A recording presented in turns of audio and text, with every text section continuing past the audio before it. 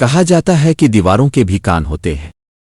اب یہ بات سن کر اکثر لوگ سوچتے ہیں کہ اگر دیواروں کے کان ہیں تو پھر ان کی زبان بھی ہوگی، اور اگر زبان ہے تو یقیناً وہ ہماری روزمرہ کی گفتگو پر ہنس بھی رہی ہوں گی۔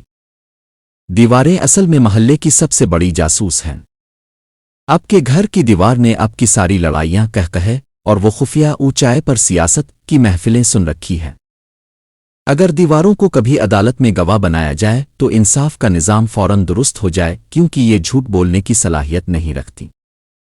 سوچیں، اگر دیواروں کے کان ہیں تو وہ محلے کے سب سے بڑے گپ شپ سینٹر ہیں۔ آپ کے پڑوسی کی دیوار نے آپ کے گھر کی دیوار کو بتایا ہوگا، کل رات ان کے ہاں بریانی بنی تھی، خوشبو ابھی تک میرے کانوں میں گونج رہی ہے۔ دیواریں شاید ایک دوسرے کو لطیفے بھی سناتی ہوں، یار کل مالک نے مجھے رنگ کیا لیکن برش اتنا خراب تھا کہ میں ہنسی روک نہ سکی۔ دیواروں کے کان ہونے کا مطلب یہ ہے کہ آپ کی پرائیویسی صرف آپ کے وہم میں ہے۔ سیاستدانوں کے وعدے بھی دیواروں کے کانوں میں گونجتے ہیں اور وہ ہنس ہنس کر سوچتی ہیں، یہ وعدے تو ہم نے پچھلے الیکشن میں بھی سنے تھے۔ دیواریں شاید سب سے زیادہ ہنستی ہیں جب کوئی شخص فون پر کہتا ہے، یہ بات کسی کو نہ بتانا۔